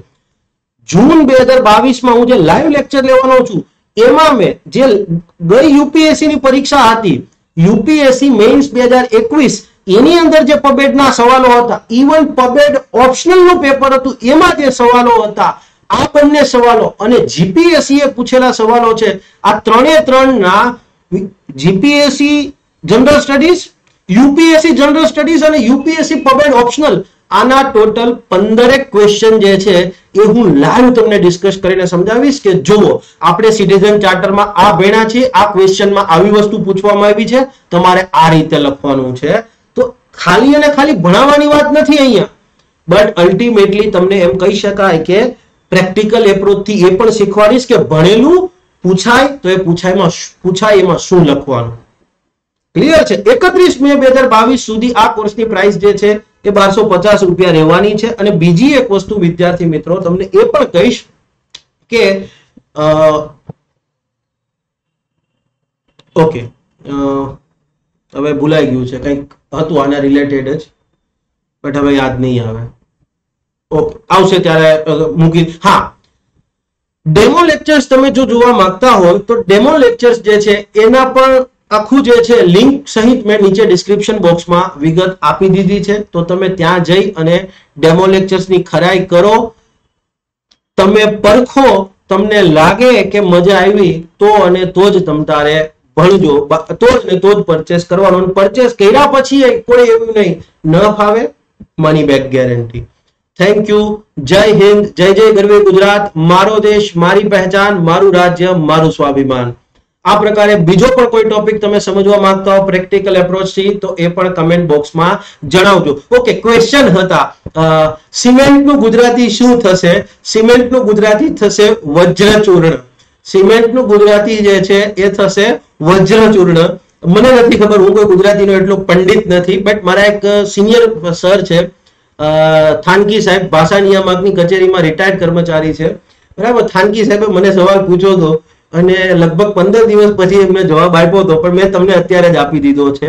અને કોર્પોરેટ કંપનીઓ છે, યસ, એમની બચતો વધે એ સારું કે ન સારું? તો એમની બચતો વધતી જાય, કોર્પોરેટ બચતો વધે એ સારો સંકેત નથી. કારણ કે કોર્પોરેટનું કામ શું છે? નવા નવા ઇન્વેસ્ટમેન્ટ કરવાનું. એ લોકો નવી નવી ફેક્ટરીઓ નાખશે, નવા નવા સેવા ક્ષેત્રના એકમો ઉભા કરશે, તો શું થશે? તો કે નવી રોજગારીઓનું સર્જન થશે, ચીજવસ્તુઓ અને સેવાઓનું નિર્માણ થશે, એને એક્સપોર્ટ કરી અને તમને ફોરેન રેવન્યુ પણ પ્રાપ્ત થશે.